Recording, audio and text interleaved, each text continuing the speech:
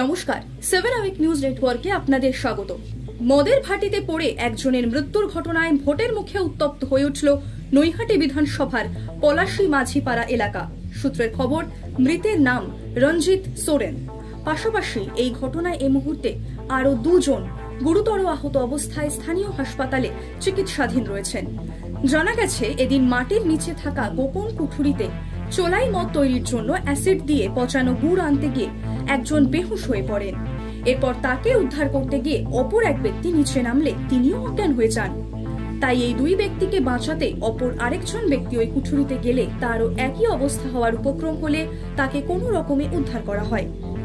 অন্যদিকে অতি সত্বর এলাকা থেকে এই চোলাই মদের কারবার তুলে দেওয়ার ব্যবস্থা না করলে ভোট বয়কটের হুঁশিয়ারি দিলেন বিক্ষুব্ধ স্থানীয় বাসিন্দারা। পাশাপাশি তাদের অভিযোগ, স্থানীয় প্রশাসন ও পুলিশের মদতেই দীর্ঘদিন ধরে এই বেআইনি মদের কারবার চলছে। এদিন ঠিক কি ঘটনা ঘটে আর পুলিশের বিরুদ্ধে স্থানীয়রাই বা কি অভিযোগ করছেন, শুনবো। গিয়ে একজনা নিচে গ্যাস গন্ধের মধ্যে ওখানে ঢুকেছিল, ঢুকতে গিয়ে ওনাকে বাঁচাতে গিয়ে আরেকজনা পড়ে গেছে, পড়ে গিয়ে উনিও তলে গেছে। এখানটায় অনেকটা ডিম মতো তো বাচ্চা, মানে অনেকটা তা ঢুকে গিয়ে আরেকজনা তুলতে গেছে, ওনাকে তুলতে মানে দড়ি, মোটা দড়ি দিয়ে গিট দিয়ে ওনাকে মাজায় বেঁধে তারপর তোলা হয়েছে। বহুবারই তো জানানো হয়েছে, পুলিশ তো কোনো কাজ করে না। পুলিশ যদি আজকে কোনো কাজ করতো তাহলে কি আর আপনাদেরকে আজকে আমাদের বলতে হতো? অন্যদিকে মদের ভাটিতে পড়ে মৃত্যুর ঘটনায় রাজনীতির রং লাগতে বেশি সময় লাগেনি। ব্যারাকপুরের বিদায়ী সাংসদ অর্জুন সিং এই বেআইনি মদের কারবারের বাড়বাড়ন্তের পিছনে সরাসরি দায়ী করলেন পুলিশ প্রশাসনকে। কোনো রাগঢাক নয়, বরং স্পষ্টভাবেই তিনি লোকসভা নির্বাচনে তার প্রতিদ্বন্দ্বী তথা ব্যারাকপুরের তৃণমূল প্রার্থী পার্থ ভৌমিককে নিশানা করে কি বললেন, শুনুন। এখন পশ্চিমবাংলার অবস্থা এমন আছে কি মানুষের সামাজিক অবস্থাটাই মানে প্রায় ধ্বংস দিকে আছে। এখানে দীর্ঘদিন ধরে মদের ভাটি বানায়, ইলিগাল কান্ট্রিলিকাল তৈরি হয়ে তোলাবাজ চুল্লু। আপনারা জানেন এই নিয়ে কতবার ঘটনা ঘটলো, লোক মারা যায় আর দিদিমণি সরকারি টাকা দিয়ে, আমাদের ট্যাক্সের টাকা দিয়ে উনি তাদেরকে কম্পেনসেশন দিয়ে দেন। একটা মৃত্যুর মূল্যটা কিছু 2 লাখ টাকা। এদিকে প্রত্যেকটা গলিতে বারের লাইসেন্স হয়ে গেছে, মদ বিক্রি হচ্ছে। তারপরেও এই ইলিগাল এটা হচ্ছে। পুলিশের পুরো তত্ত্বাবধানে হয়। পুলিশের অবস্থাতে এমন হয়ে গেছে, এমনি তো এরা ডিএ পায় না, তা সত্ত্বেও এইখান থেকে রুজি রোজগার করে ডিএটা কমপ্লিট করছে। এলাকাবাসীর অভিযোগ, পুলিশ আসে টাকা নিয়ে চলে যায়। অনেক এলাকাবাসী এটা কোনো লুকিয়ে অভিযোগ না, এটা ওপেন অভিযোগ আছে। এটা ওপেন সবাই, এটা পুলিশ আর জেঠিয়া থানার কথাই ছেড়ে দেন। এখানে শুধু বিজেপি কর্মীদেরকে, সাধারণ মানুষগুলোকে থানায় ডেকে গালাগালি করে ওরা। আর এখানে ওই মদ বিক্রি করবে, আসবে, এখান থেকে হিসাব নিয়ে চলে যাবে। তারপরে বারে যা অবস্থা আছে আপনারা সবই জানেন। এখানকার বিধায়ক যিনি আছেন তার অ্যাম্বুলেন্সে বারের মদ সাপ্লাই হয়, সবাই জানে এখানে।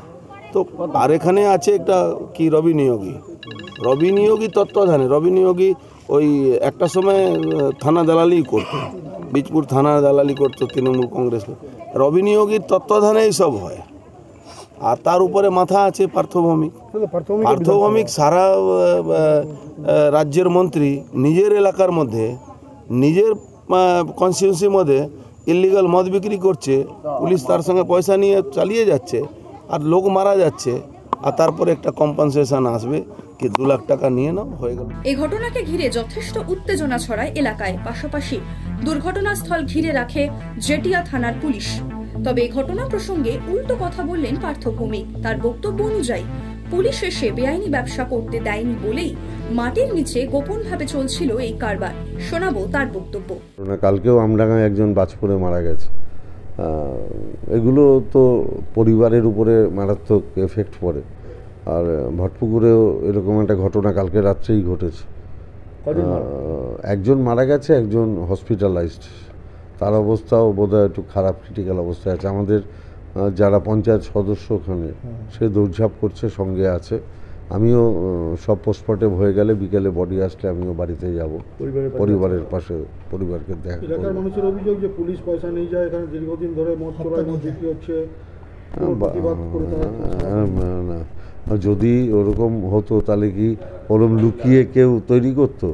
পুলিশ সামনের কিছু ছিল, দেখুন ওটা খুব গরিব এলাকা, প্রত্যন্ত এলাকা, ইটভাটার শ্রমিকেরা থাকে, আদিবাসী মানুষেরা থাকে, অতএব ওখানে পুলিশ এসব ব্যবসা করতে দেয়নি বলেই এরা বোধহয় কেউ লুকিয়ে করতে গেছিল, তার জন্যই এই দুর্ভাগ্যজনক ঘটনাটা ঘটেছে। আমি একে অপরের বিরুদ্ধে এই দোষারোপ পাল্টা দোষারোপের পর্ব চলতেই থাকবে, কিন্তু বেআইনি মদ নামক ব্যাধির থেকে সাধারণ মানুষ কি আদৌ কোনোদিন মুক্তি পাবেন? উত্তর লুকিয়ে সময়ের গর্ভে। নৈহাটি থেকে সুফল মজুমদারের রিপোর্ট, 7 আওয়ার নিউজ নেটওয়ার্ক। আরও বিভিন্ন খবরের আপডেট জানতে হলে 7 আওয়ার নিউজ চ্যানেলটিকে সাবস্ক্রাইব করতে ভুলবেন না, কারণ আপনাদের একটা সাবস্ক্রিপশন আমাদের কাছে অত্যন্ত মূল্যবান। জয় হিন্দ।